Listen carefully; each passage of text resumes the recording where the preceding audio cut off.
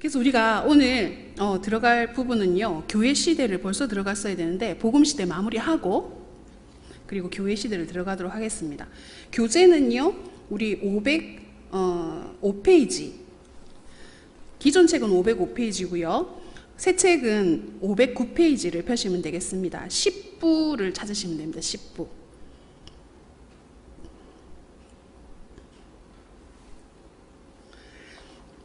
를 찾으시면 되고요. 이 지난번에 나눠드렸던 예수님의 생애 제 12부 요거 기억나시죠? 혹시 안 계신 분들은 제가 좀 들고 왔는데 가져가셔도 될 것 같습니다. 이렇게 하고요. 지금 우리가 9부까지 지난주에 예수님 나귀 타고 입성하시는 부분까지 쭉 했고요. 10부로 바로 넘어가도록 하겠습니다. 예. 10부를 보시면 우리 지난번에 나눠드렸던 도표에 보면 10부는 예수님이 제자들과 마지막 시간을 가지는 부분입니다. 그래서 우리 교재에 보면 네모 칸안에 내용들이 요약되어 있잖아요. 예, 거기 보시면 이제 세족하시는 부분, 예수님이 직접 허리에 띠를 띠시고 제자들을 세족하시잖아요. 그리고 최후 만찬 겟세마네에서 마지막 기도 하시는 부분이 들어있는 부분이 10부 되겠습니다. 그래서 예수님이 체포되실 것을 아시고 제자들과 마지막 시간을 가지면서 마지막 권면을 통해서 당부하시는 내용이 나오는데요. 이 부분을 우리가 한번 조금 살펴보면서 여러분 좀 뒤로 넘겨보시면요, 예수님께서 최후의 만찬 자리에서 제자들에게 가르쳐 주신 부분들이 있죠. 예. 어떤 부분들을 가르쳐 주셨냐면요.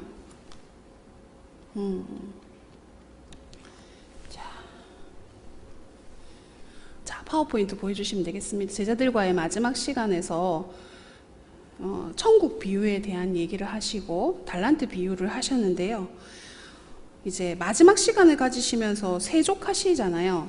그리고 최후 만찬을 가지시는데 예수님께서 최후의 만찬을 통해서 보여주시는 부분은 여기 교재에 506페이지 그리고 새 책은 510페이지거든요. 예, 거기 보면은 6월절 최후 만찬 보이십니까? 네, 찾으셨죠?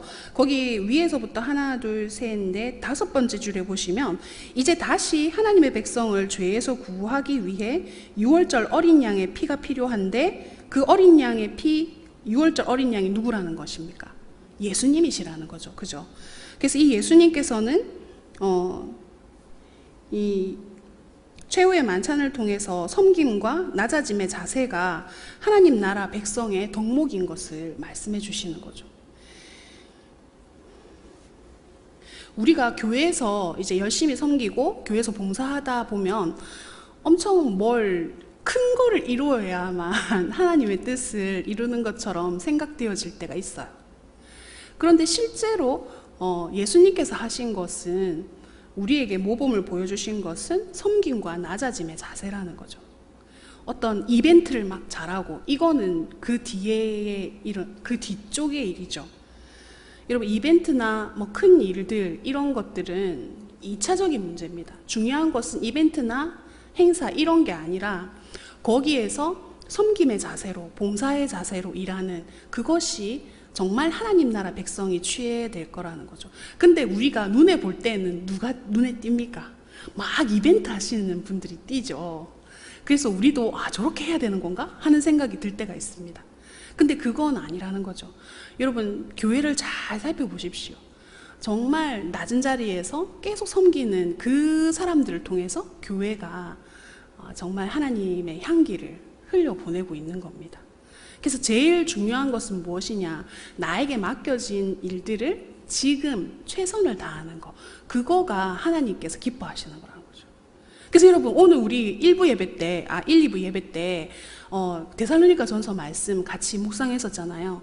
하나님의 뜻이 뭐라고 나와 있었어요? 항상 기뻐하고 쉬지 말고 기도하고 범사에 감사하고, 그런 사람들을 통해서 그런 섬김들을 통해서 하나님의 뜻이 이루어지는 거죠. 하나님의 뜻을 우리가 어떻게 생각할 때는 뭔가 한방, 뭐 이런 거 생각할 때가 있잖아요. 한 방으로 이렇게 팍. 근데 사실은 그 한 방은 별로 뭐 효과가 있겠죠. 근데 그 한 방보다도 더 중요한 것은 작은 잽들을 잘 날리는 거죠. 그 작은 잽들이라는 것이 매일매일 내가 하나님 앞에 순종하는, 그리고 또 매일매일 내가 하나님 앞에서 하나님의 뜻이 무엇인지를 알고 있는, 여러분 하나님의 뜻이 무엇인지 알고 있잖아요. 항상 기뻐하고 쉬지 말고 기도하고 범사에 감사하는 그 작은 것들을 매일매일 실천하는 것 자체가, 그것이 하나님의 뜻이 이루어지고 하나님 백성으로서의 삶이라는 거죠. 그래서 여러분, 우리가 매일매일 성경을 일정 분량 읽는 것 자체도 그 하나님의 말씀의 습관들을 우리가 쭉 유지하기 위해서, 그죠? 그래서 통근독도 한 번만 하는 게 아니잖아요, 그죠? 이게 우리의 삶의 습관이 되어야 된다는 거죠. 그래서 예수님이 우리에게 보여주신 것은 선생이시면서 낮은 자세로 임하셨던 그것이 바로 예수님의 모범이라는 거죠. 그래서 교회는 좀 다른 집단하고 다릅니다.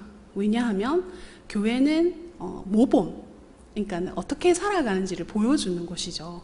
그리고 하나님을 어떻게 섬기는 것인지 이렇게 계급의 사회가 아니잖아요, 교회는. 그래서 예수님이 보여주신 것처럼 예수님은 당신은 신이신데 하늘의 보좌를 버리시고 이 땅에 사람의 모양으로 오셨잖아요. 그것처럼 예수님께서 보여주신 것은 섬김과 하나님 나라의 백성이 어떻게 살아야 하는 것인지를 보여주신다, 이렇게 우리가 볼 수 있겠고요. 그리고 감람산에서 고별 설교를 하시는데, 여러분 교재는 섬김의 자세를 보여주시고 고별 설교를 하시는데요. 이 고별 설교 안에 우리가 포도나무 비유, 요한복음 15장의 포도나무 비유를 우리가 볼 수 있어요. 여러분, 이 포도나무 비유에서 참 포도나무는 예수님을 얘기하시잖아요. 여러분 교재는 그 옆에 페이지로 옮겨갔습니다. 그래서 507페이지, 그리고 새 책은 511페이지 보시면 되겠습니다. 감람산에서 고별 설교 찾으셨죠? 거기 보면 예수님은 참 포도나무이신데 우리가 예수님과 영적으로 연합되어 있을 때만 포도송이 열매를 맺을 수 있다는 거죠. 그래서 여러분 요한복음 15장에 보면 가지가 포도나무에게 붙어 있어야 된다, 그죠? 그래야 열매를 많이 맺는다. 그리고 그 포도나무로부터 오는 그 공급을 받아야 열매를 맺는, 가지는 그냥 붙어만 있기만 하면 된다는 거죠. 그러면 공급을 받아서 열매를 맺는다는 거죠. 그러면은 우리의 어떤 신앙생활을 거기 교훈을 통해서, 하나님 그 참포도나무의 교훈을 통해서 우리에게 보여지는 것은, 결국에는 가장 중요한 것은 내가 예수님과 함께 붙어 있는가, 예수님의 공급을 받고 있는가, 그게 제일 중요하다는 거죠. 근데 너무 아이러니하게도 우리는 뭔가 이렇게 모든 일들이 잘 되어질 때 예수님께 붙어 있기보다는 예수님과 떨어질 때가 있어요. 너무너무 일들이 잘 되어질 때는. 왜냐하면 잘 되어지니까 이제 예수님보다 내가 앞서가는 거죠. 근데 예수님께서 얘기해 주신 이 포인트는 네가 나한테 붙어 있고 나의 공급을 받아야 된다는 거죠. 그래서 내가 어떤 존재인지, 그죠?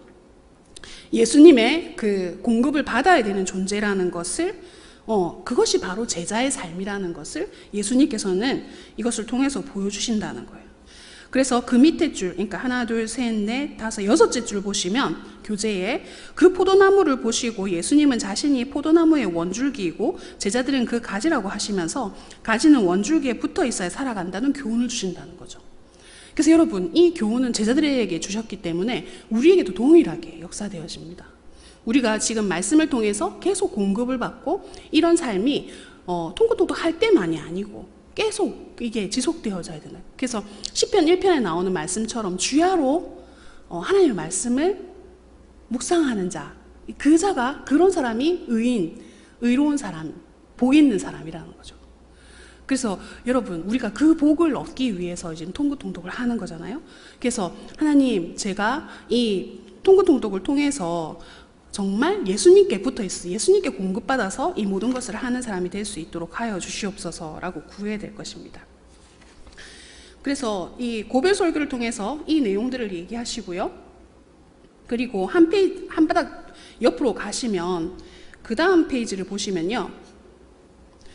결국에 하나님 나라 회복의 운동은 여러분 지난번에 우리가 한번 이야기를 했었는데요. 하나님 나라 회복은 일종의 싸움이에요. 어떤 싸움입니까? 영적인 싸움이에요. 그렇기 때문에 대결이 있어요. 대결이 있거든요. 그래서 결국에는 하나님의 나라 운동은 부딪힘이 있을 수밖에 없다는 거예요. 교인들끼리 부딪히는 건가요? 아닌 거 아시죠? 누구랑 우리 영적인 전쟁이라 하면 공중권세 잡은 자들과 우리는 부딪힐 수밖에 없다는 거예요. 그러니까 쉽겠습니까? 어렵겠습니까?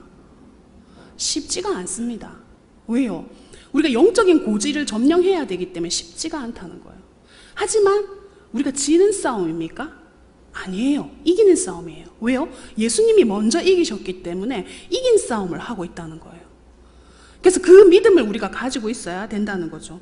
그렇기 때문에 사람의 힘이 아니라 성령님의 힘, 예수님이 공급하시는 그 힘이 필요하다는 거예요. 여러분, 오늘 우리가 오늘 설교 들으셨잖아요. 오전에 그 이사야 말씀에 보면 메시아에 대한 예언이 나와 있잖아요. 이사야서에. 그런데 예수님도 주의 영이 내게 내리사라고 돼 있잖아요. 예수님에게 성령님이 내리셨잖아요. 그죠? 왜? 세례 요한이 예수님에게 세례를 줄 때 성령이 비둘기같이 내려오셨잖아요. 그것처럼 여러분, 예수님은 우리의 모형이시거든요. 우리가 어떤 삶을 살아가야 하는지 보여주신 분이시단 말이에요. 그러면은 이 영적인 전쟁에 있어서 우리가 힘든 건 너무 당연하다. 아이고 힘들어서 내가 못하겠어. 이거 아니라는 거예요. 힘든 게 당연한 거고, 힘들기 때문에 우리가 인간의 힘으로 할 수 없다는 것을 미리 인지하고 그렇게 가야 된다는 거예요. 여러분, 통근통독 시작할 때 얼마나 힘들던가요? 즐겁던가요? 즐겁죠. 즐겁긴 즐겁죠. 말씀을 읽으니까. 근데 저도 엄청 힘들었거든요. 뭔가 모르게 불편하고 어렵고 힘들고, 뭐가 이게 좀 뭔가 제대로 되는 게 한 개도 없는 것 같은 그런 느낌이 들 때가 있었거든요. 물론 뭐 지금도 우리는 영적 전쟁을 하고 있어요. 그러나 그것이 무엇이 잘못된 게 아니고 그게 정상이라는 거예요. 이 영적인 고지를 점령하기 위해서 우리가 영적인 대결을 하는 건 너무 당연하다는 거예요. 그래서 그것을 기억하고 가야 되겠죠. 그래서 여러분 그 다음 페이지 512페이지, 새 책은 512페이지고요. 기존 책은 508페이지인데 거기 보면 위에서 하나, 둘, 셋, 넷, 다섯, 여섯, 일곱 번째 줄 보면은 16장에서는 이렇게 돼 있어요. 16장에서는 그 위에 보면 그 셋째 줄 보면은 예수님은 인간의 힘으로 할 수 없다는 사실을 예수님은 너무나 잘 알기 때문에 원줄기인 자신에게부터 모든 생명력을 공급받아야 한다는 것, 그것을 말씀하셨다는 거예요. 참 포도나무 그 고별 설교에서요. 그리고 아까 16장 있잖아요. 그것도 한번 볼게요. 16장에서는 이 지상에 남아 하나님 나라의 회복 운동을 계속하는 제자들에게 성령의 역사하심이 반드시 있어야 한다는 것을 아시기 때문에 이제 예수님이 가시면 성령 하나님이 오셔서 제자들과 함께 역사하시겠다는 약속을 주신다는 거죠. 그래서 요한복음 16장에 그런 내용으로 예수님께서 고별 설교를 하셨다는 거예요. 자, 그리고 난 다음에 우리가 한번 살펴볼 것은 우리가 그 밑에 예수님이 세속을 분리하는 자세로 세상에 대해서 소극적인 자세를 취하는 세 가지 주의가 있었잖아요. 그 부분에 대해서 예수님은 어떤 자세를 취해야 되느냐, 여러분 혹시 찾으셨나요? 제가 그냥 막 읽고 있어가지고. 네. 어디냐면은 여기 그 바로 아래쪽에 아랫단에 보시면 예수님의 제사장으로서의 중보기도 있으면 그 밑에 단락을 제가 지금 보고 있습니다. 그래서 이 변혁주의적인 자세를 가지고 세상에 살아야 된다는 이야기를 하고 계시다는 거죠. 이 변혁주의자 같은 자세는 어떤 부분으로 얘기하고 있냐면 여기 보면 사도행전 17장 6절에 보면은 천하를 어지럽게 하던 이 사람들이 여기도 이르러서 천하를 어지럽게 하는 자에 대한 얘기를 하는데요. 이것은 세상을 뒤집었다는 거예요. 여러분 히브리서에 보면 세상이 감당치 못할 믿음에 대해서 나와 있잖아요. 히브리서에 보면요. 그거랑 같은 맥락으로 우리가 그러니까 볼 수 있습니다.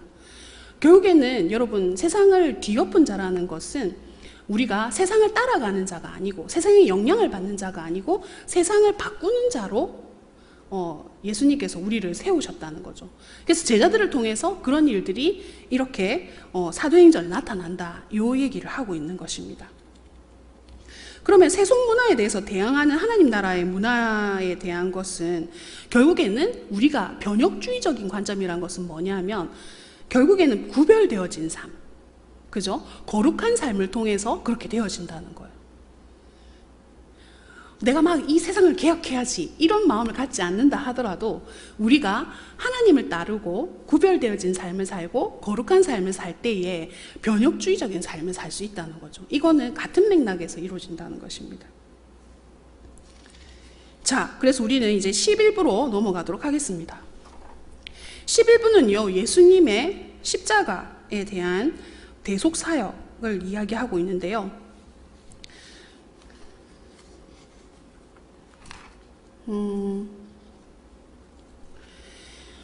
예수님께서 십자가에 돌아가시기 전에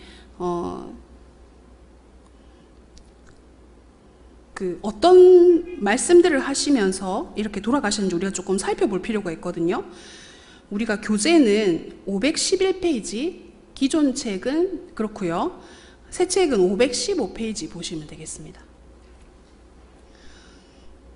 예, 거기 보시면 예수님께서 돌아가시기 직전에 일어났던 사건은 예수님이 다 이루셨다. 가상칠언 우리가 다 알고 있잖아요. 예수님이 십자가에서 했던 말씀들 나와 있는데요. 다 이루었다 하시면서 이 온 인류에게 하나님 나라를 성취하는 사역이 완성되었다는 것을 선포하시죠. 그리고는 여러분, 우리가 잘 아는 것처럼 휘장이 찢어지게 됩니다. 여러분, 휘장은요, 우리가 성막을 할 때 배웠잖아요. 성소와 지성소를 나누는 것이 휘장이거든요. 근데 그 휘장이 위에서부터 아래로 찢어지게 됩니다. 지금 교재는 511페이지, 기존 책은 515페이지입니다. 그래서 이렇게 한번 살펴보고 예수님이 십자가에 돌아가시기 직전에 하나님께서 하신 말씀은 다 이루었다는 이 말은 결국에는 예수님께서 구속사역을 다 온전하게 이루었다라는 말씀을 하고 계시는 거죠. 그리고 하나님의 나라의 성취가 이루어지게 되었다. 하나님께 온전하게 순종하게 되었다. 이 얘기가 되어진다는 거죠. 그래서 우리 교재를 2페이지만 더 넘어가면요. 513페이지 그리고 새 책은 517페이지 보시면 십자가의 참 의무에 대해서 얘기하고 있습니다. 여기 3가지로 이야기하고 있는데요. 이 십자가의 3가지 의미는 첫 번째, 1번하고 가로 나와 있잖아요. 자라나기. 찾으셨죠? 보시면 죄의 용서의 능력이 있다 하고 이야기하고 있는데요. 이 너무너무 잘 알잖아요. 이 죄 용서의 능력이 있다. 이 말을 너무 이렇게 감동도 없이 이렇게 읽을 수 없죠. 여러분, 예수님께서 죄의 용서를 해주시는 것, 그것 외에는 죄 용서가 없어요. 우리가 죄 용서 안 받을 수 있는 건 우리가 착한 일을 그러니까는 해가지고 죄 용서를 받을 수가 없죠. 그럼 얼마나 착한 일을 해야지 우리가 죄 용서를 받을 수 있겠습니까? 그죠? 근데 우리 마음속에는 좀 그런 건 있어요. 뭐냐 하면은 내가 누구한테 뭔가를 잘못했잖아요. 그러면 그 사람한테 좀 잘해줘야 된다는 그런 부담감이, 내가 좀 잘못한 것 때문에 잘해줘야 돼, 이런 마음이 있잖아요. 그거랑은 차원적으로 다르다는 거예요. 예수님의 죄 용서라는 것은 이 완전하고 온전한 거예요. 어떤 죄도 예수님의 죄 용서에서 벗어날 수 없다. 모든 죄가 예수님의 죄 용서함으로 사해진다는 거죠. 이 죄 용서함이라는 것은 결국에는 하나님과 우리 사이가 단절되어 있었는데 그 단절되어진 하나님과의 관계를 회복하는 거라는 거예요. 다른 것이 아니라. 왜 우리가 그렇게 이게 구약하고 연결될 수밖에 없어요? 그죠? 왜요? 죄 있는 인간이 하나님께 나아가기 위해서 하나님께서 만들어 놓으신 것이 성막이었잖아요. 성막에서 성막 식양을 통해서 인간이 죄 씻음 받고 그 다음에 이렇게 번제로 태워지고, 그러면서 제사장이 그 죄를 들고 이제 그 양을 들고 번제하고 그 다음에 하나님의 성소에 가서 지성소까지 가는 그런 과정을 하나님께서 예표해 주셨잖아요. 예수 그리스도에 대해서. 성막은 예수 그리스도의 예표거든요. 그러면 이 결국에는 예수님의 죄 용서하심, 십자가는 하나님과 죄로 인하여서 단절되어진 우리를 회복시킨 사건이라는 거예요. 그래서 죄 용서의 능력이라는 것은 결국에는 하나님과 우리 사이가 온전한 관계로 회복되어져서 하나님께로 우리가 곧바로 갈 수 있는 길을 만들어 주신 것이 예수님께서 하신 거라는 거죠. 예, 너무 잘 알고 있는 것을 모르는 것처럼 제가 이렇게 열심히 설명했는데요. 자, 그래서 히브리서 9장 14절에는 이런 말씀이 있습니다. 제가 읽어드릴게요. 영원하신 성령을 통해 하나님께 자기 자신을 완전한 제물로 드린 그리스도의 피는 어떻겠습니까? 그 예수님의 피는 죽음에 이르게 하는 행동에서 우리 마음을 깨끗하게 하고 살아계신 하나님을 섬기는데 부족함이 없도록 할 것입니다. 이렇게 돼 있어요. 이 말씀은 우리 교재에는 없어요. 그런데 이 십자가의 죄 용서의 능력은, 여러분, 이 죄 용서는 어디까지 되어지는가? 우리가 죄로 인해서 죽음에 이르게 하는 행동들을 우리가 하고 있었는데 그 행동에서 우리를 온전하게 만드는 능력이 이 십자가의 능력이라는 거예요. 그래서 살아계신 하나님을 섬기는데 부족함이 없도록 하게 만드는 것이 이 십자가의 능력이라는 거죠. 하나님과의 관계가 회복되어지고 난 다음에 우리가 죄된 모습이 있습니까? 없습니까? 솔직하게 아직 속사람이 다 안 바뀌어가지고, 그죠? 우리가 온전하게 구원을 받았고 이미 구원받았지만, 과거에 이미 우리가 예수님을 영접해서 구원받았지만 내 안에 있는 어떤 죄의 어떤 본성, 그런 뭐라고 해야 될까? 죄를 따르는, 그죠? 육신의 소욕을 따르는 그것들이 아직 남아있잖아요. 근데 그것들이 어떻게 없어지냐는 거죠. 그것이 없어지는 것이 바로 그 십자가의 능력이라는 거예요. 그러면 계속 우리가 성화적인 삶을 살 때에 그 삶들은 계속 떨어져 나간다는 거예요. 우리가 성화적인 삶을 살 때.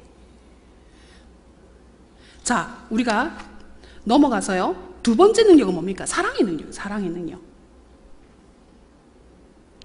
이 사랑의 능력이라는 것은 여러분 두 번째 줄 보면요. 예수님의 십자가 역시 자신의 백성들을 향한 하나님의 충만한 사랑을 보여줍니다 라고 했어요.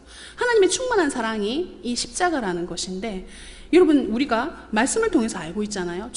아직 죄인 되었을 때 하나님의 사랑을 우리에게 보여주시려고 아들을 보내주신 거잖아요. 그 사랑의 능력이 바로 십자가라는 것이죠. 그리고 세 번째는 뭡니까? 하나님을 만나는 장소가 바로 십자가다. 구약의 성막에서 하나님을 만났던 것처럼 예수님의 십자가를 통해서 우리가 하나님을 만나게 되어진다. 그래서 여러분 히브리서에 보면 보좌 앞으로 달려나가게 해주는 것이 바로 십자가다, 예수님이다, 이렇게 말씀하고 있죠. 자, 그래서 나머지 부분은 여러분이 말씀을 통해서 읽으시고요. 12부로 넘어가도록 하겠습니다. 12부는요 부활과 승천인데요, 예수님의 부활과 승천에 대한 말씀이 나와 있습니다. 우리가 잘 알고 있는 부분들은 우리가 넘어가고요. 우리 여기서 한번 살펴볼 것은 예수님의 대명령, The Great Commission이라고 하는데요. 대위임령이라고도 얘기하죠. 여러분 마태복음 28장 19절 20절에 나오는 말씀인데요. 여러분 예수님께서 승천하시기 직전에 제자들에게 부탁하신 말씀입니다. 우리 교재는 516페이지, 새 책은 520페이지 보시면 대명령 해가지고 나오는 부분이 있거든요. 여기서 두 번째 줄 보시면 하나님 나라의 백성을 키우는 이 일이야말로 모든 제자에게 부과된 가장 큰 핵심 사역입니다, 이렇게 얘기를 하고 있어요. 내 양을 먹이라는 명령과 같은 문맥입니다 라고 되어 있거든요. 그래서 이 예수님께서 명령하신 것은 가서 제자를 삼아 아버지와 아들과 성령의 이름으로 세례를 주고 내가 분부한 모든 것을 가르쳐 지키게 하라, 이 말씀을 주셨잖아요. 모든 족속을 제자를 삼아서 이렇게 하라고 하셨잖아요. 이 내용은 예수님의 양을 먹이고 예수님의 제자를 삼는 임무를 감당할 것을 요청하셨다는 거예요, 승천하시면서. 그러면은 이 명령을 받은 제자들, 남아있는 제자들이 그 명령을 받게 되어졌는데 그것은 제자들만 받은 것이 아니라 오늘날 교회를 통해서 우리가 하나님 백성이 된 우리에게도 동일하게 하나님께 주시는 명령이라는 거죠. 그래서 여러분, 교회가 사명이 무엇입니까? 교회의 사명은 예수님께서 위임해 주신 이 명령을 따르는 거예요. 가서 제자를 삼는 거죠. 그것이 해외에 있으면 해외 선교가 되겠고요. 국내에 있으면 전도가 되겠죠. 그래서 우리가 선교를 해야 되는 이유가 바로 거기에 있습니다. 예수님께서 명령하신 거니까요. 예수님이 하시던 일을 우리에게 위임해 주셨기 때문에 우리가 이 일을 하는 것입니다. 근데 여러분, 이것이 바로 우리에게 맡겨주셨기 때문에 우리가 해야 된다는 건데요. 여러분, 교회로서 우리는 예수님의 대책이 맞습니까? 대책. 우리가 예수님의 대책이 맞나 하고 지금 제가 말씀드렸는데요. 여러분, 고린도전서 1장 26절에서 29절까지를 보시면요. 이 말씀에 보면 보이시면 우리가 한번 읽어볼까요? 자, 시작. 형제들아, 너희를 부르심을 보라. 육체를 따라 지혜로운 자가 많지 아니하며 능한 자가 많지 아니하며 문벌 좋은 자가 많지 아니하도다. 그러나 하나님께서 세상에 미련한 것을 택하사 지혜 있는 자들을 부끄럽게 하려 하시고 세상에 약한 것들을 택하사 강한 것들을 부끄럽게 하려 하시며 하나님께서 세상에 천한 것들과 멸시받는 것들과 없는 것들을 택하사 있는 것들을 폐하려 하시나니 이는 아무 육체도 하나님 앞에서 자랑하지 못하게 하려 하심입니다. 아멘. 그래서 여러분, 여기 나와 있는 것, 에클레시아로서의 교회는 결국에는 약하고 문벌 좋지 못하고 지혜롭지 못하고 이렇지만 결국에는 우리는 하나님의 대책이 될 수 있다는 거죠. 하나님의 대책. 예수님께서 하셨던 일들을 우리에게 맡겨주셨다는 거예요. 어떤 일들을 맡겨주셨냐면 아까 얘기했던 마태복음 28장 19절 20절에 나오는 지상 대위임령을 통해서 제자 삼으라는 예수님의 지상 명령을 이루는 자로서 우리를 세워주셨다는 거죠. 그래서 이 대명령, 예수님이 하신 대명령을 수행할 사람이 바로 누구다? 예수님의 12제자? 뿐만 아니라 나. 그죠? 내가 그렇게 해야 된다는 거죠. 그래서 우리가 한번 묵상해 볼 것은 과연 예수님의 대책으로서의 삶을 나는 살고 있는가를 질문해 봐야 된다는 거예요. 예수님께서 명령하신 이 내용들을 내가 행하고 있는가? 근데 여러분, 이 말씀 앞에 우리가 한번 생각해 봐야 될 것은 마태복음 28장 19절 20절에 예수님께서 제자들에게 이 명령을 하셨을 때 제자들은 온전한 상태였을까요? 온전한 상태가 아니었어요. 왜요? 예수님을 만나는, 예수님 다시 부활하시고 이제 승천하시기 전에 제자들을 만났는데 그때에 의심하는 자도 있었더라라고 분명히 나와 있습니다. 말씀에.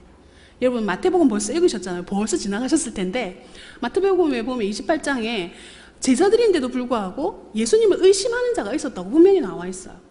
그런데 그런 그들이 예수님을 예배하고 경배했다라고 되어 있거든요. 예수님 만나고 경배하고 난 다음에 예수님께서 내가 세상의 모든 권세를 받았으니 그러므로 너희는 가서 제자를 삼아라고 말씀하신 거예요.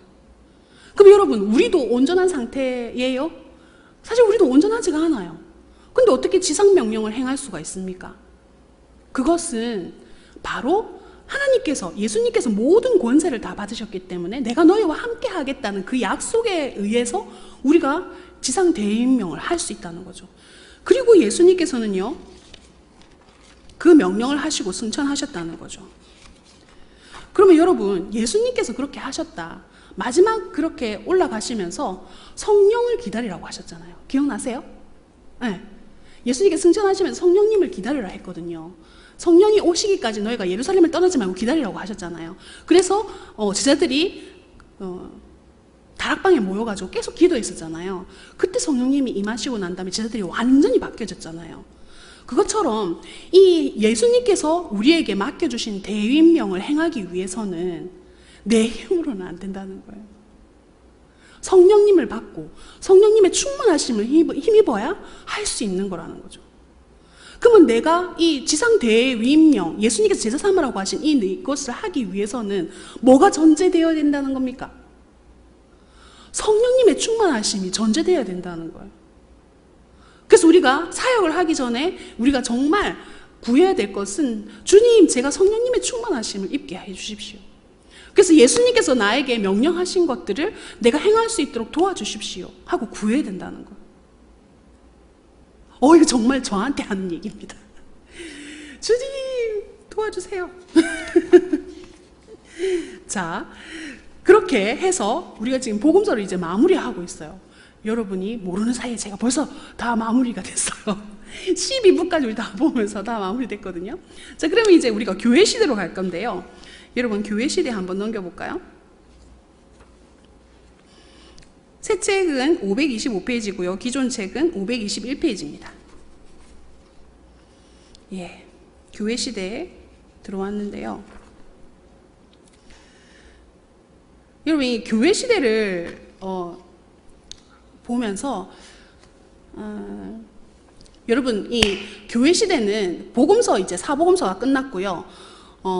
신약 성경에서 역사서는 그죠?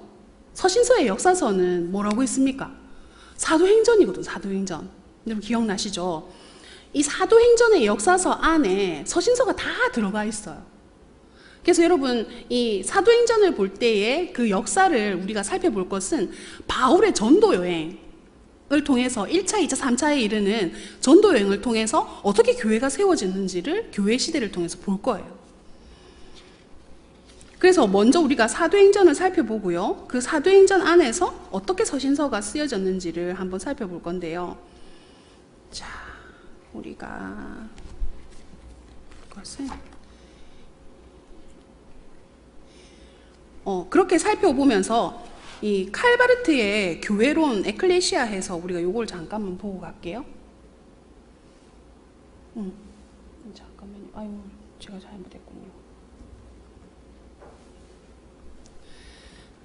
보시면 아까 좀 전에 얘기했던 제자를 삼고 가르쳐 지키게 하라는 내용이 이렇게 나옵니다. 교회가 어떻게 하느냐, 모이는 것이 제자 삼는 것이고, 양육하는 것이 가르치는 것이고, 흩어지는 것이 지키게 하라는 것이다. 이렇게 우리가 볼 수 있다는 거죠. 예수님의 대위임령 28장, 마태복음 28장 18절에서 20절까지의 내용을 통해 가지고, 그러면 예수님이 명령하신 것을 교회가 어떻게 행할 것이냐, 그것은 교회에 일단 모이게 해야 되겠죠. 제자를 삼으려면 교회에 모아야 되겠죠. 그 다음에 모아서 그냥 가만히 있으면 이 사람들이 크느냐? 아닙니다. 양육을 받아야 되겠죠. 예수님은 어떻게 섬기는 것이고, 그 다음에 기도는 어떻게 하는 것이고, 예배는 어떻게 드리는 것이고, 말씀은 어떻게 읽는 것이고, 그리고 리더가 되면 어떻게 하는 것인지 양육을 받아야 된다는 거예요. 그러면 양육을 받아서 결국에는 가르쳐야 된다는 거죠. 예수님의 사람으로. 그리고 난 다음에는 마지막으로는 이 사람들을 흩어지게 해서 또 제자를 삼는 사람으로, 그리고 지키게 하는 사람으로 세워야 된다는 거예요. 그것이 예수님께서 명령하신 대위임령이 교회를 통해서 이렇게 이어져서 지금 우리 해운대 교회까지 왔다는 거예요. 그럼 이제 여기서 끝나나요? 아니에요. 여기서 더 나가야 되는 거죠. 우리를 통해서 가르쳐 지키게 하는 사람들이 또 생겨나야 된다는 거예요.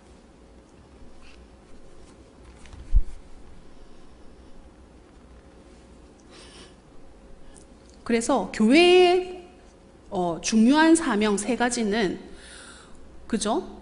소명, 그 다음에 양육, 그 다음에 파송. 그죠? 결국에는 파송이라는 것은 삶을 통해서 내가 이것을 직접 실천하는 삶으로 나아가게 하는 것이 우리가 예수님의 대위임령을 통해서 보는 교회의 사명이라는 거예요.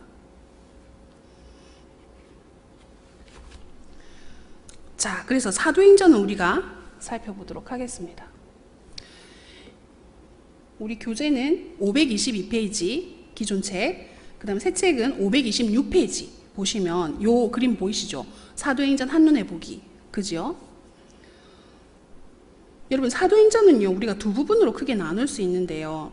첫 번째는 유대인들에게 전해지는 복음, 이제 하나님 나라에 대한 얘기인데, 크게 하나님 나라가 누구에게 전해지느냐에 따라서 두 부분으로 나눠진다는 거예요.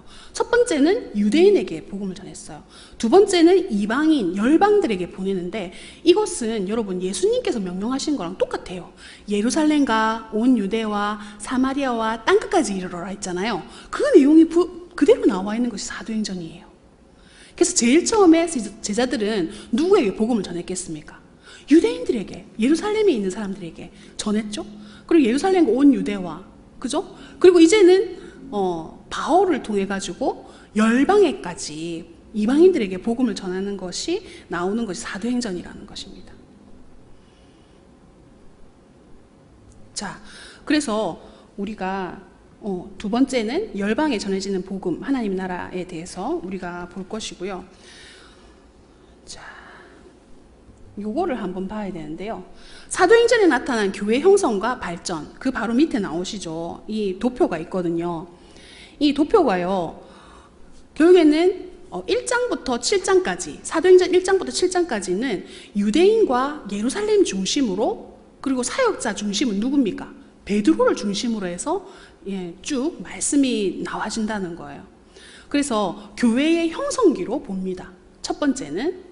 그리고 교회의 변형기가 나와요. 여러분, 변형기라는 것은 무엇입니까? 이제 이방인들에게 가기 위해서 교회가 점점 변화된다는 거예요. 그 변화의 중심에는 8장부터 12장까지의 내용인데 사마리아인을 중심으로 해서 복음이 전해지는 게 나와요. 그래서 전 팔레스타인 지역을 복음을 전하는 거죠. 근데 이 복음을 전하게 되어지는 계기가 뭡니까? 여러분 벌써 읽으셨잖아요. 아시는데 말씀 안 하시는 거죠? 이게 뭐냐면 핍박을 통해서, 그죠? 여러분, 복음이 예루살렘에만 있었는데 핍박을 통해서 교회가 확장되어집니다. 너무 신기하죠? 어떻게 하나님이 이런 핍박이라는 도구를 사용해서 교회를 확장시키실 수가 있을까요? 그래서 여러분, 고난이 유익하다, 너무 가슴 아픈 말이잖아요. 고난이 우리한테 유익합니다. 근데 아픕니다. 근데 중요한 것은 이 고난을 통해서 교회의 핍박이 일어나면서 교회가 확장되어지는 것이에요. 그래서 여기에 중심 인물들은 베드로와 바나바가 나와요. 바나바는 온유한 자라고 나오잖아요. 그리고 이 바나바가 바울이 교회에서 섬길 수 있도록 도왔던 자가 바나바잖아요. 그래서 여러분, 교회에 무슨 사역이 있습니까? 바나바 사역이 있는 거죠.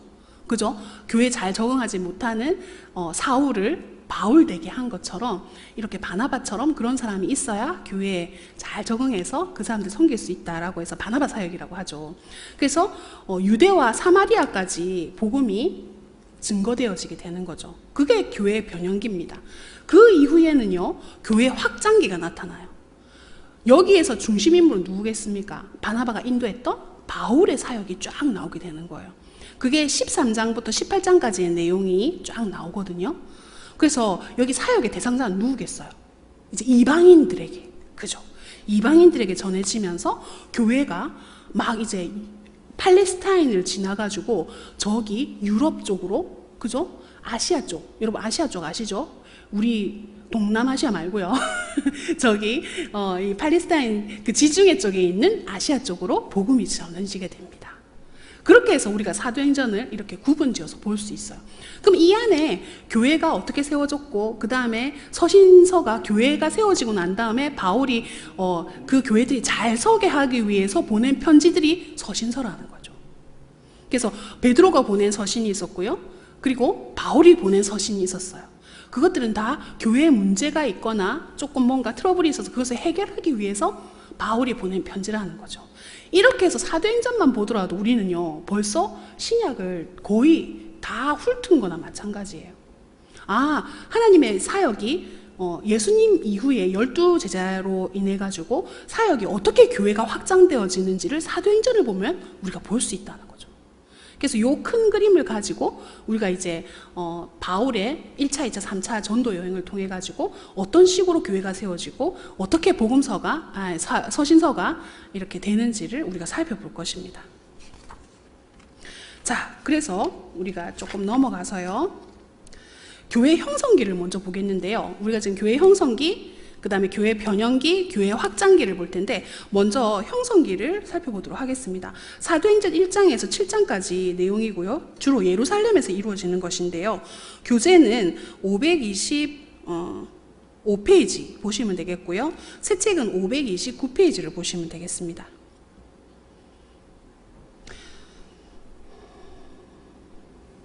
여기 보시면 아까 조금 언급했던 내용들이 나오는데요. 하나님 나라를 회복하기 전에 먼저 예수님께서 누구를 기다리라고 했지요? 그렇죠. 성령님을 기다리라고 했잖아요. 사도행전 1장에 나오는 내용인데요. 거기 보시면 사도들의 행전 시작해서 이렇게 굵은 글씨 보이잖아요. 예수님의 마지막 당부인 하나님 나라 회복 운동을 위해 양을 먹이라, 제자를 삼으라는 명령의 실행이 어디에 나타난다고요? 사도행전에 나타난다는 거죠. 그죠? 그래서 이 사도행전에서 예수님은 부활 후 승천까지 40일간 하나님 나라에 대한 교육을 제자들에게 하셨어요. 그리고 난 다음에 하나님 나라를 성취하기 위해서 성령의 능력을 먼저 받으라고 당부하셨다는 거죠. 그래서 이 하나님 나라의 일은 인간의 힘으로 된다, 안 된다? 인간의 힘으로는 할 수 없는 일임을 우리가 알 수 있다는 거예요. 여러분, 제자들의 사역도 너무나 확연하게 표가 나잖아요. 성령님을 받고 난 이후에 제자들의 사역과 제자들이 성령님을 받기 전의 사역은 너무나 구분이 되어집니다. 그죠? 그래서 이것을 통해서 우리는 정말 하나님 나라의 일은 이 영적인 싸움이 있는 것인데 성령님의 충만하심을 받아야 되어지는 거구나. 여러분, 그래서 저도 정말 성령님의 충만하심이 없이는 할 수가 없는 거라는 것을 정말 몸소 체험하고 있습니다. 몸소. 네. 자, 그래서요, 우리 사도행전 2장에 보면 정말 중요한 사역이 나오잖아요. 그것이 무엇이냐면 성령님을 기다리라고 했는데 이들은 모여서 10일 정도 기도를 했던 것 같아요. 그때 성령님께서 강림하시는 거죠. 이 성령 강림의 의미가 무엇인지를 우리가 살펴볼 필요가 있는데요.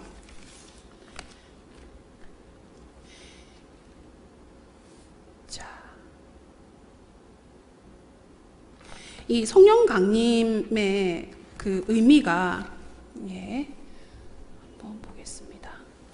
여기 보시면 여러분 그 성령님이 강림하셨을 때 언어가 통일되는 일들이 일어났어요. 이것이 무엇이냐 하면 여러분 우리 교재에 보면 527페이지 기존 책 보시고요. 새 책은 531페이지 보시는데 거기 보시면 오순절 성령 강림해서 말씀이 딱 나와 있고 그 밑에 출애굽기에 뭐 이렇게 나와 있잖아요. 거기서 하나, 둘, 셋, 네 번째 줄 보면 여호와의 강림 모습 이렇게 보이십니까? 찾으셨어요? 예, 여호와의 강림 모습과 유사하게 성령님이 임하셨다는 것은 시내산 계약과 같은 새 계약인 예수 공동체에 하나님 나라의 계약을 맺는 의미를 가진다고 본다는 거예요. 이게 무슨 말이냐 하면 성령 강림의 모습이 어디 출애굽기 19장의 내용과 비슷하다는 거예요. 유사한 내용이라는 거예요. 그래서 성령님이 강림하셨다는 것은 시내산 계약이 다시 어디로 옮겨왔다는 거예요. 이제까지는 이스라엘 백성들 가운데 있었는데 이것이 예수님으로 인해서 성령님을 받은 이 예수님의 공동체, 교회로 왔다는 거예요. 교회로 오게 되었다는 거죠. 그래서 결국에는 하나님 나라, 그럼 하나님의 백성은 누구냐? 교회를 통해서 예수님을 믿는 사람들이 하나님의 백성이 되었다는 거예요. 그래서 우리가 하나님의 백성이 된 것이죠. 그렇게 이어지게 됐다는 거예요. 그래서 오순절 성령 강림의 의미라는 것은 결국에는 이 계약의 대상들이 확대되어졌다는 거죠. 이스라엘에만 머물지 않고 예수님을 통해서 구원받은 백성들이 달라지게 하나님의 백성들이 확장되어졌다. 이렇게 보시면 되겠습니다. 그것이 가장 큰 의미라는 거예요. 그리고 언어가 통합되어졌죠. 어떤 식으로? 바벨탑 사건 기억나시죠? 우리 너무 오래전에 배웠어요. 1월 달에 배웠잖아요.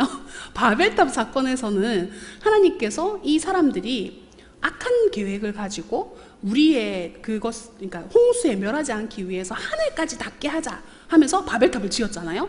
근데 그것을 흩으려고 하나님께서 오셔서 뭘 흩으신 겁니까? 언어를 혼잡하게 하셨죠. 근데 그 언어가 혼잡하게 된 것이 언제 하나로 통일되느냐? 오순절 강림하시는 성령님으로 인해서 언어가 통일되게 됩니다. 아닌데요, 목사님. 언제 언어가 통일됐습니까?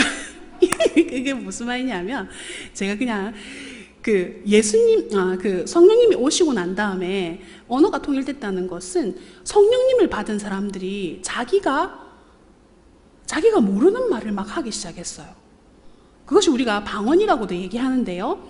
근데 놀라운 것은 이 오순절날 다른 지역에서 이 절기를 지내려고 여기에 몰려들었죠. 오순절 이걸 절기를 지내려고 예루살렘에 모여들었는데 이 사람들이 막 성령에 충만해서 막 말을 말하는데 그 사람 멀리 떨어져 있는 저기 헬라에 흩어져 있는 그런 사람들이 와서 들으니까 자기 나라 말로 얘기를 하더라는 거예요. 무슨 말인지 알겠습니까? 무슨 말인지 알겠어요? 제자들은 거기에 가본 적도 없고 무슨 말인지 아시겠죠? 거기서 그 말을 배운 적도 없었는데 성령님의 충만하심을 받아서 말을 했는데 그것이 그 나라 사람들 말로 복음을 이야기하는 걸 들었다는 거예요. 그래서 언어가 통일되는 이렇게 바벨탑 사건을 통해서 언어가 다 분리되었는데 이 오순절날 이 일들이 일어나게 됐다는 거죠. 그래서 이 사람들이 뭐라고 했냐면 와 우리나라 말로 된 복음을 듣는도다 하면서 이렇게 얘기했고요. 그리고 이 사람들이 그 사람 그 방언으로 그러니까는 막 성령을 받고 하는 말을 들으니까 세술에 취했다라고 했어요. 그 정도로 이 사람들이 볼 때에는 그들의 변화는 그냥 단순한 변화가 아니었다는 거죠. 완전 사람이 새롭게 되었다는 거예요. 그죠? 그래서 여러분 이 바벨탑 사건하고 오순절 사건을 왜 비교해놨냐? 그것은 땅이 혼잡해지면서 언어가 혼잡해졌는데 흩어지게 됐다는 거죠. 그건 교만으로 인간의 교만으로 하나님까지 닿게 하자 그것 때문에 그렇게 됐는데 오순절 사건으로 말미암아서 이것이 바뀌게 되었다는 거죠. 그러나 그럼에도 불구하고 언어는 존재합니다. 그죠? 근데 이 오순절 그 사건을 통해서 이렇게 복음이 자기가 한 번도 배워보지 못했던 언어로 복음을 말하게 되는 역사가 나타났다는 거죠. 근데 여러분 저는 이게 너무 이렇게 가까이에서 한번 경험한 적이 있어요. 제가 오순절 때 살았나요? 아니 그건 아니고요. 여러분 학교에 다닐 때 그 몽골에서 온 학생이 있었어요. 그 어든가와라는 자매였는데요. 그 전도사님이었는데 아마 목사님 안수를 받으셨을 거예요. 그분이 몽골 사람이에요. 몽골 사람인데 선교사님이 이렇게 한 달에 막 설교를 하고 있는데 그 친구가 간증을 했어요. 우리가 다 이렇게 뭐 교제했었는데 그 옆에 친구한테 물었대요. 지금 선교사님이 한국말 하냐 몽골말 하냐고 물어봤대요.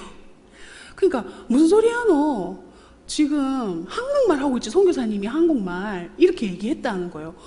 근데 왜 나는 저게 몽골말로 들리냐? 이랬다는 거예요. 무슨 말인지 이해가 가십니까? 이해가 가죠? 여러분 그게 하나님의 은사를 받은 거예요. 그 어든가와라는 그 목사님이 그래서 그 목사님이 가지고 있는 비전은 뭐냐? 그 이후로부터는 선교사님이 하는 말을 번역하고 다녔어요. 어떻게?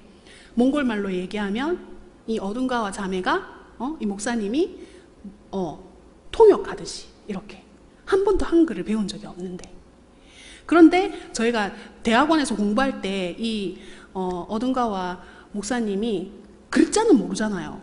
그거 알았어요. 언어는 듣고 말은 하지만 글자는 다시 배워야 되더라고요. 그래서 한글을 다시 배웠어요. 한글을 배워서 글자를 보면 잘 몰라요. 근데 말을 하고 말을 듣는 것은 막힘이 하나도 없더라고요. 진짜 신기하죠. 그게 진짜 하나님의 능력인 것 같아요. 그래서 나중에 알고 보니까 이 어든과와 목사님은 북한 선교에 관심이, 그러니까 그런 마음을 주셨다는 북한 선교. 근데 딱 맞죠? 하나님께서 그렇게 사역하라고 그런 은사를 주신 거죠. 그래서 이 언어에 대한 얘기를 할 때 저는 항상 이 이야기를 하거든요. 그러면 하나님께서 오순절 사건을 통해서 하나님의 복음을 전할 때 하나님께서 이 언어의 능통함을 주셨다는 거죠. 언어의 능통함.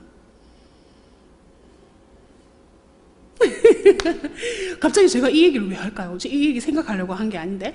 근데 중요한 것은 여러분, 우리가 복음을 전하려고 했을 때 아이고, 그죠? 걱정이 되잖아요. 한국말도 잘 못하는데 외국말로 어떻게 복음을 전하노? 이렇게 생각하잖아요. 근데 놀라운 것은 정말 떠듬떠듬 얘기하더라도 우리가 복음을 이야기하면 그 복음 가운데 하나님이 역사하신다는 거예요. 미국에서 한국 사람인데 미국 사람들한테 설교하는 목사님이 계셨어요. 그런데 이 목사님의 걱정은 뭐냐면, 내가 영어를 이렇게 정말 초등학생처럼 설교를 하는데 이 사람들이 정말 잘 알아들을까? 생각을 했다는 거예요. 나중에 미국 교인들이 이 목사님한테 뭐라고 했냐면, 너가, 거기는 높임말 없잖아요. 그죠? 무조건 유잖아요.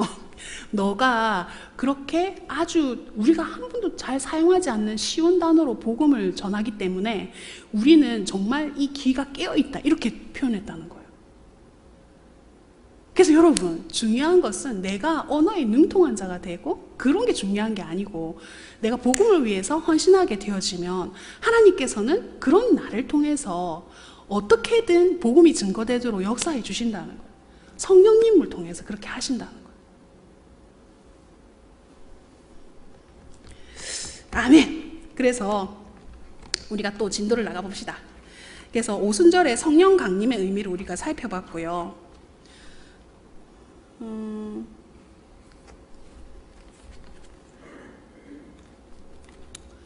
자, 사도행전에서 보는 하나님의 나라를 우리가 좀 보고 넘어가도록 하겠습니다.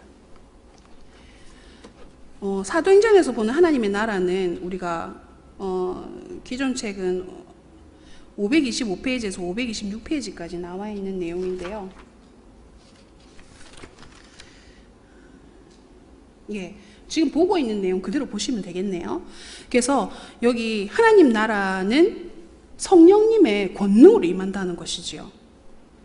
그리고 하나님의 나라는 모든 사람에게 임하고요. 하나님 나라는 점진적으로 확장되어진다는 거예요. 이 관점을 우리가 좀 알고 있어야 돼요.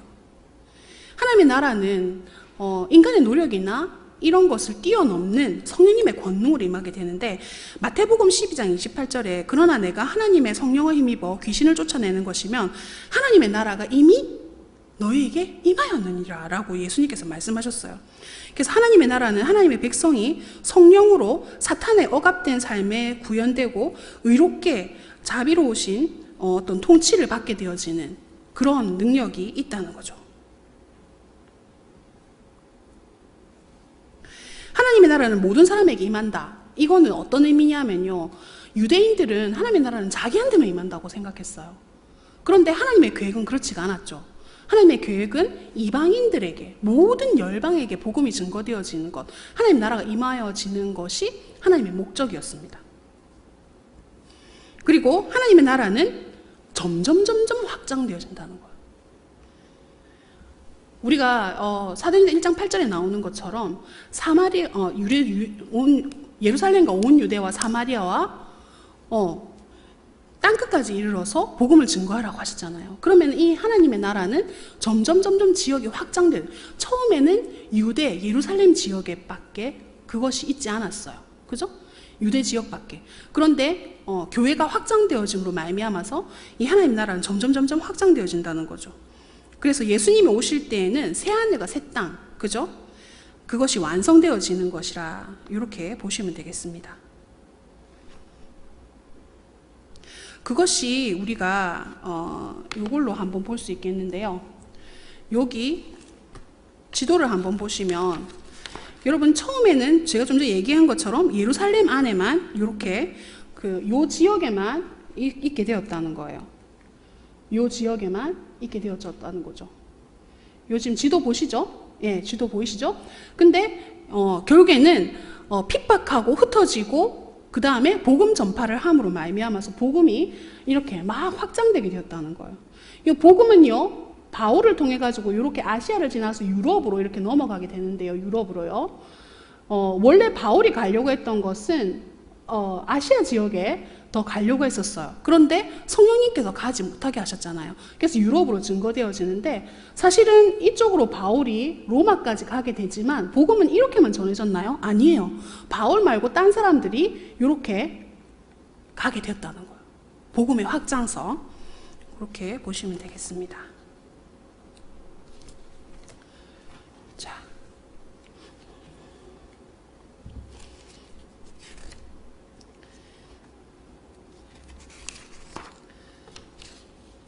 자, 좀 전에 우리가 교회가 확장되어지는 것은 무엇으로 확장되어지느냐 그 얘기를 했었잖아요. 교재 531페이지 보시고요. 새 책은 535페이지에 보시면 실현을 통해서 성장하는 초대교회라고 있습니다. 찾으셨어요? 제일 위에 보시면 531페이지, 새 책은 535페이지. 찾으셨죠? 예, 실현을 통해서 성장하는 초대교회. 보이시죠? 제일 꼭대기에. 거기서 보시면 하나님 나라 공동체로 살아도 뭐가 있다는 거예요? 박해가 있다, 핍박이 있다, 이 얘기를 하고 있거든요. 그래서 외적인 박해는 핍박과 순교 등으로 나타났고요. 내적인 문제는 자체적인 범죄와 구제로 인한 갈등으로 나타났어요. 그래서 보시면 여기 첫 번째 줄 보면 신앙은 실현을 통해 단련되고 성장하며 성숙하는 것입니다. 이렇게 돼 있잖아요. 그래서 첫 번째는 물리적인 박해였어요. 첫 번째 박해는 체포되고 투옥되고 재판받고 막 이렇게 했지만 결국에는 담대히 증거하고 담대히 말씀을 전파하게 해달라고 기도하게 되는 것으로 나타나고요. 두 번째 박해가 나타나는데 그때도 체포, 투옥, 재판, 금지령, 매질, 석방, 지속적인 순종, 그리스도를 위해 능력받는 것을 감사하고 찬양하는 것으로 마무리가 되어져요. 그래서 두 번의 박해가 나온다는 거죠. 박해는 외부적으로 받은 거잖아요. 그런데 내부적인 그런 문제도 있었어요. 두 번째 2번 가로 2번에 보시면 나오잖아요. 누구의 범죄가 나옵니까? 그렇죠. 아나니아와 삽비라의 범죄가 나옵니다. 이 두 번째 시련은 교회 공동체 내부에서 일어났거든요. 근데 놀라운 것은 여러분, 이 아나니아와 삽비라에 대해서 바울이 너희가 어떻게 이렇게 사단이 너희 속에 가득하여서 이런 일을 행하였냐 했을 때 한날에 이 두 명이 같이 죽게 됩니다. 하나님께서는 왜 이렇게 단호하게 하실까요? 초대교회 공동체를 하나님께서 깨끗하게 하기 위한 어떤 하나님의 조치라고 볼 수 있어요. 그리고 세 번째는 뭘로 나옵니까? 구제에서 제외된 과부의 문제. 여러분, 이 문제를 통해 가지고 어떤 제도가 생기게 됩니까? 집사의 직분이 생기게 돼요. 그게 무슨 말이냐면 그 헬라파 유대인과 유대인 과부들이 있었는데요. 자꾸 이렇게 구제에서 빠지게 되는 거예요. 왜 그렇습니까? 제자들이 너무 할 일이 많은 거예요. 그러니까 자꾸 이 사람들이 구제에서 빠지게 되니까 이 사람들이 들고 일한 거죠. 왜 우리는 구제 안 해줍니까? 하고 했던 거예요. 그러니까 이 일을 해결하기 위해서 성령님 충만한 사람들을 세우죠. 그 사람들이 누구였어요? 7집사였잖아요. 7집사. 그죠? 그래서 이런 어떤 고난과 핍박을 통해 가지고 교회는 점점 더 이렇게 조직적으로 갖추어져 나가게 됐다는 거예요. 하나님의 공동체지만 시련과 핍박이 존재했다는 거죠. 문제가 없을 수는 없어요. 그런데 중요한 것은 그 문제를 어떻게 다루느냐, 어떻게 반응하느냐, 그게 더 중요하다는 거죠. 여러분, 하나님께서는요, 이 땅에서 예수님을 믿을 때 문제가 없는 삶으로 만들어 주신다고 약속하지 않으셨어요. 문제가 있지만 그 문제를 예수님과 함께 우리가 그것을 헤쳐나갈 수 있도록 하신 거고, 그것을 이겨낼 수 있도록 하신 거라는 거죠. 문제가 없는 삶이 형통한 삶이라고 성경은 말하지 않아요. 그죠? 문제가 있지만 내가 어떻게 반응할 것인가, 거기에 대해서 다루고 계시다는 거죠.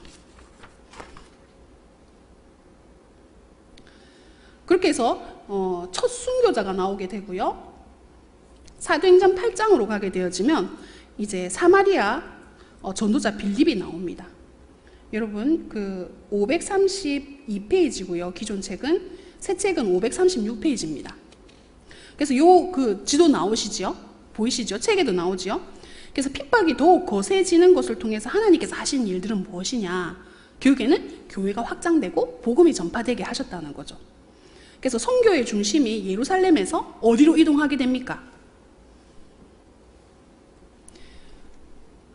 말씀이 여기 예루살렘에서 결국에는 안디옥, 요 위에까지 올라가게 된다. 안디옥까지 복음의 전초기지가 옮겨가게 된다는 거예요. 그래서 선교의 중심이 예루살렘에서 안디옥으로 옮겨지고 흩어지는 교회의 모습으로 전환이 일어난다는 거예요. 여러분 아까 그 세 분류 보셨죠? 형성기, 변환기, 확장기. 그죠? 그래서 지금 이제는 변형기로 벌써 왔다는 거예요. 그래서 예루살렘에서 막 복음이 이렇게 막 있다가 핍박을 통해 가지고 그죠?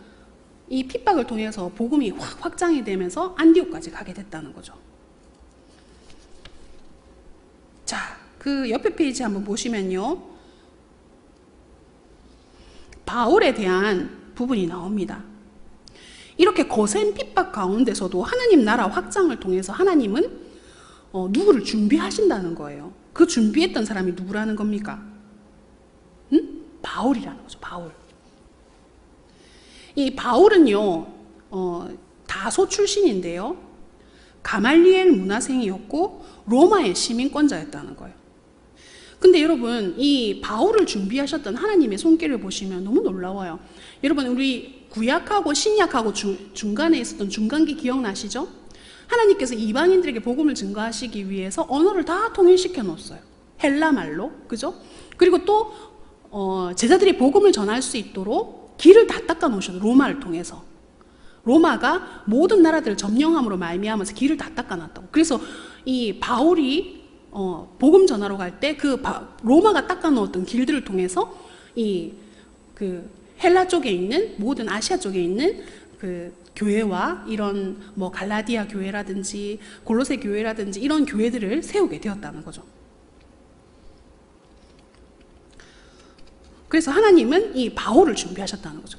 여러분 기억나시나요? 창세기에 있을 때 정말 하나님 그 인류를 향하신 하나님 뜻이 있어 하나님 나라를 이루고 싶었는데 결국에는 사람들은 죄악으로만 치달았잖아요.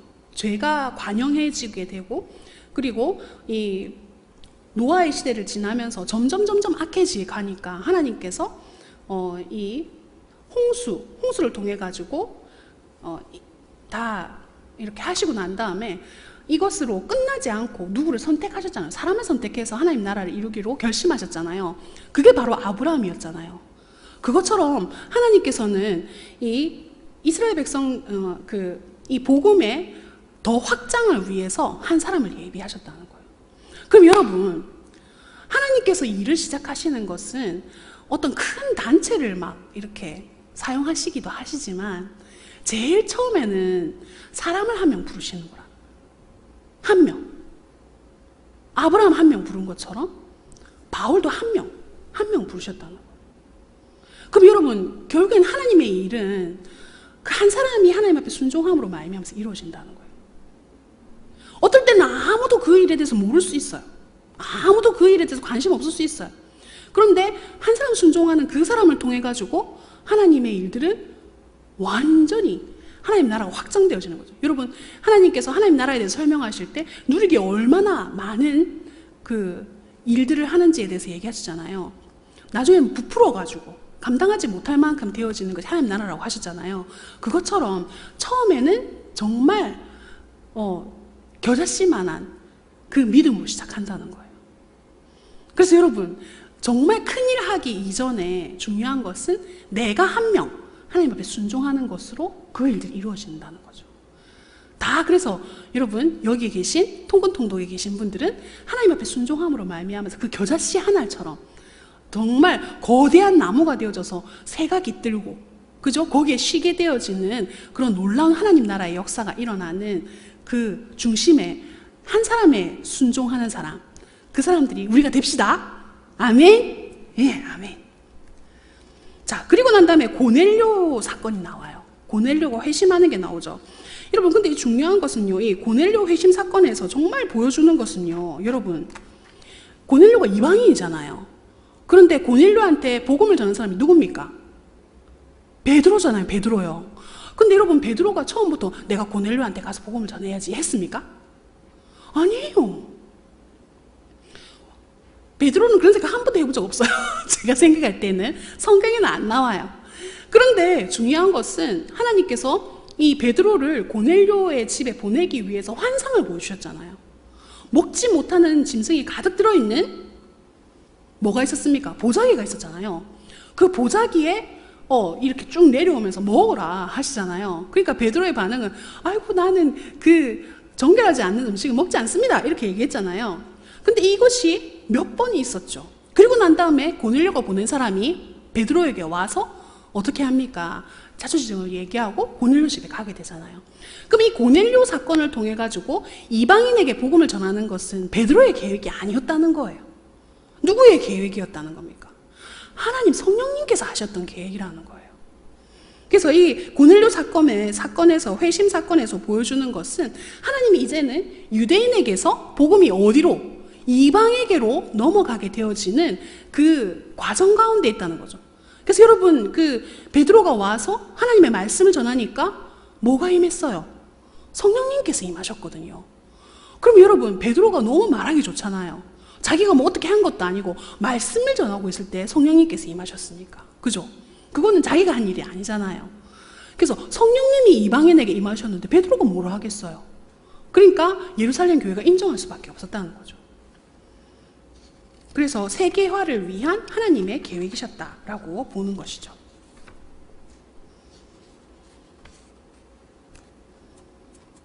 자, 1차 전도 여행은 들어가고 싶었는데 1차 전도 여행을 들어가기 전에 자, 우리 야고보서를 한번 볼까요?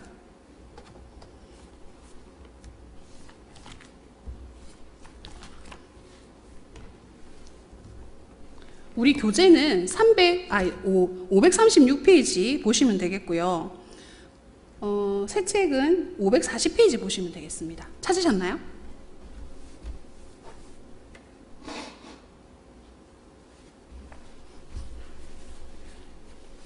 예, 거기 보면 한눈에 보기 야고보서 나오시죠? 예, 그치요. 시간이 자꾸 넘어가고 있네요. 그죠? 야고보서 여기 보시면 자, 야고보서 한눈에 보기 여기서 믿음의 증명이라는 것으로 개요가 나와 있고요. 야고보서에서 우리가 볼 것은 야고보서는 여기 줄거리 따라가기 보시면은 나오는데요. 한번 읽어볼게요. 학자들은 야고보서의 저작 연도를 넓게는 AD 45년에서 야고보의 죽음 AD 62년 순교 직전에 쓰여졌다고 생각합니다. 이렇게 말씀하고 있어요. 그래서 아마 이제 AD 45년에 기록했을 것으로 보고 있죠. 순교하기 직전에 쓰여진 거다라고 했는데, 그러면 이 야고보는 어떤 야고보냐? 자, 성경에는 야고보란 이름이 진짜 많이 나오잖아요. 그래서 그 옆에 페이지 한번 보시면 여기 야고보서의 저자는 누구 이렇게 돼 있잖아요. 보면은 야고보가 4명 나오는데요. 사도 유다 아버지의 야고보가 나오고요. 알페오의 아들 야고보가 나오고, 세베대의 아들 요한 형제의 야고보가 나오고, 예수님의 형제 야고보가 나오는데, 이 중에서 야고보서의 저자는 예수님의 형제 야고보라고 본다는 거죠.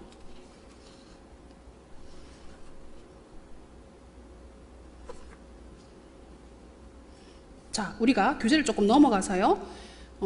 기존 책 538페이지, 새 책은 542페이지를 보시면 되겠습니다. 542페이지요. 거기 보시면 야고보를 통해서 핍박 가운데 있는 하나님의 백성들에게 하신 말씀이 있어요. 어떤 것을 얘기를 하셨을까 보시면 야고보서 1장에서 5장 하는 거 보이십니까? 거기 이제 마틴 루터 이야기가 나오고, 그 밑에 보시면 야고보의 의도는 격려를 통해서 시험에 빠진 형제들을 격려하는 것. 그죠? 그 밑에 쭉 내려오시면 밑에서 하나, 둘, 셋, 넷, 다섯, 6번째 줄 보면 시련 보이십니까? 찾으셨어요? 두꺼운 글자 밑에서. 찾으셨어요? 네. 시련은 우리의 믿음을 한 차원 더 높이며 누구와의 관계를 더 견고히 한다고요?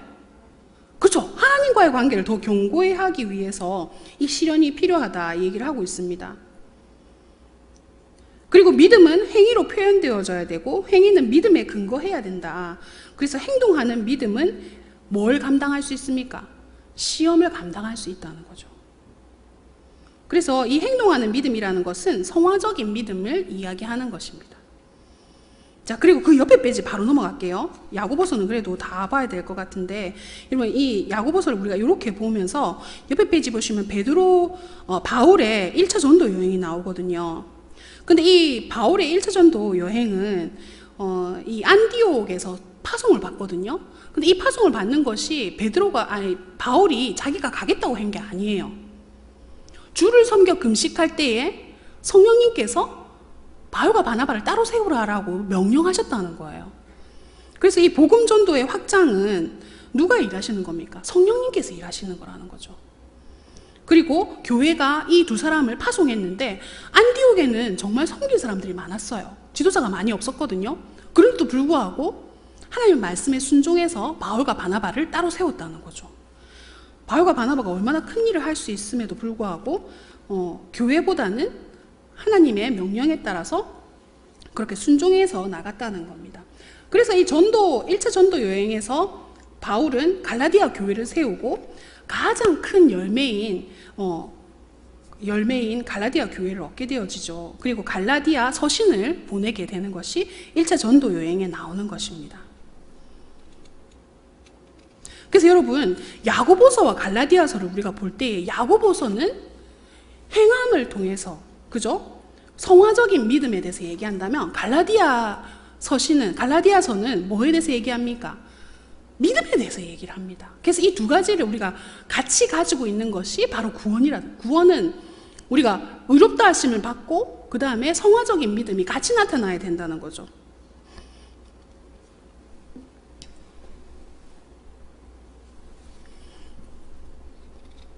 그래서 갈라디아서에서는요, 복음의 진정성과 복음의 탁월성, 그리고 복음으로 누리는 참 자유함에 대해서 말하고 있다 하는 것입니다. 이 갈라디아서를 바울이 보낸 이유가 있어요. 왜 이렇게 보냈는지에 대해서 541페이지, 새 책은 545페이지에 나오는데요. 이것만 우리가 살펴보고 오늘 마무리하도록 하겠습니다.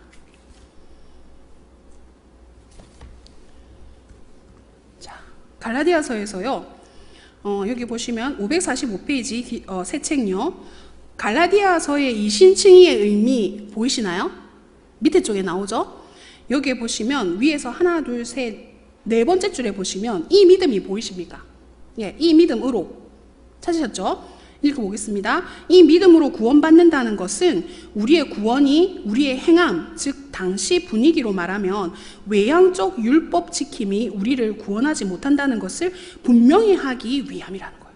여러분 그 당시에는 유대인들이 율법을 행하는 것에 대해서 엄청 강조했었잖아요. 그런데 그것으로는 구원받을 수 없다는 것을 얘기를 한다는 거예요. 갈라디아서에서는요. 그럼 무엇으로 구원받는 것입니까? 예수 그리스도를 믿음으로 말미암는 구원에 대해서 이야기하는 것이 이신칭의, 거기에 대해서 얘기하는 것이 갈라디아서다라고 얘기하는 거죠. 그래서 다음 페이지로 넘어가시면 이것이 바로 신의의 개념하고 똑같다는 거예요. 그리고 이신칭의는 기독교만의 독특한 교리라는 거예요. 의롭다 하심을 얻는 것, 그죠? 그래서 믿음과 행위를 두 개의 별개의 개념으로 생각하지 말고요, 칭의와 성화와 같은 개념으로 생각해야 된다. 구원의 결과, 그렇죠? 구원의 과정, 그렇게 보셔야 된다는 거죠. 그리고 바울이 갈라디아 교회에 이 서신을 보낸 이유는 거짓 교사들 때문에 그렇게 했어요. 그 다음 페이지에 보시면 나오거든요. 제일 상단에 보면 갈라디아 교회에 존재했던 거짓 교사들 때문에 유대주의자들은 예수 그리스도를 믿어도 율법을 지키고 할례를 받아야만 구원받을 수 있다고 주장했다는 거예요. 그들이 바로 거짓 교사들이 주장했던 거죠.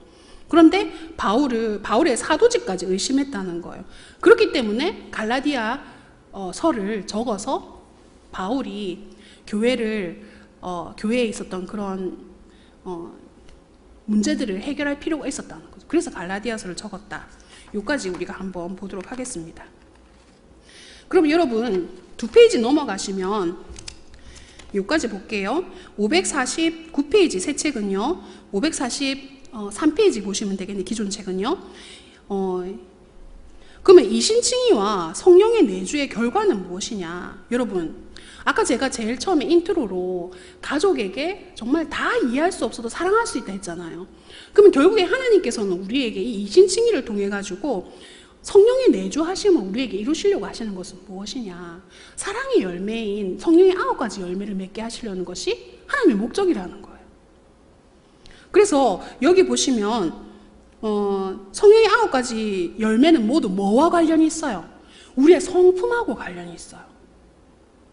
그죠? 그래서 사람의 됨됨이가 어떻느냐로 나타난다는 거죠. 성령의 열매는요. 우리 어디 하고 있냐면 5페이지 기존 책요. 새 책은 549페이지 하고 있습니다. 제일 아래쪽에 보면 굵은 글씨로 나와 있거든요. 그래서 어떤 업적을 이룬 것이 중요한 것이 아니고 어떤 관계를 가지고 살아가느냐. 성령의 열매는 어떤 관계를 가지고, 내가 사람들하고 어떤 관계를 가지고 살아가느냐, 이것이 정말 중요하다는 거예요. 그래서 여러분, 우리의 관계 중에 제일 약한 게 뭡니까? 가족 간의 관계 아닌가요? 저는 생각해 볼 때 가족은 우리가 숨길 수가 없어요. 너무 잘 알고 있잖아요. 그렇기 때문에 우리의 이 성품이 잘 드러나는 곳이 바로 가족 관계. 그리고 교회 안에 가족처럼 친하게 지내잖아요. 그러니까 교회 안에서 드러난다는 거예요. 그러면 나의 9가지 성령의 열매는 어디에서 가장 열매를 많이 맺느냐? 우리 가족 안에서, 교회 안에서 열매가 맺혀져야 된다는 거예요. 그래서 여러분, 내 성품 어떻는지 가족한테 한번 물어보십시오. 너무 크게 웃어서 죄송합니다. 저도 물어보면 아마 생각지도 못한 말을 할지 모르겠어요. 아니야 이렇게 하면 어떡할까요? 그래요, 여러분. 결국에는 하나님 앞에서 바른 삶, 영적인 삶은 이 열매의 기준, 성령의 열매의 기준이 있다는 거예요. 그죠? 그래서 은사는 하나님께 선물로 주시는 것이지만 열매는 뭡니까? 대가를 지불해야 돼요. 이 성품을 만들기 위해서는 고난과 시련을 겪어서 우리의 성품이 따듬어져야 돼요. 그죠? 그런 시련을 통해서 우리가 깎아지는 것이죠. 그래서 오늘의 결론은 이 말씀을 통해서 하나님은 우리를 하나님의 사람으로 따듬어 가고 계시다는 거예요. 그죠? 하나님 나라의 백성으로서의 삶으로 다듬어 가고 계시다는 거예요. 그러니까 이 고난이 주는 유익에 대해서 여러분 너무 아프지만 아이고 내가 인간이 돼 가는구나. 하나님 백성의 인간이 돼 가는구나 하고 생각하시면서 우리 다 같이 손잡고 그렇게 갑시다. 아멘. 예, 기도하겠습니다.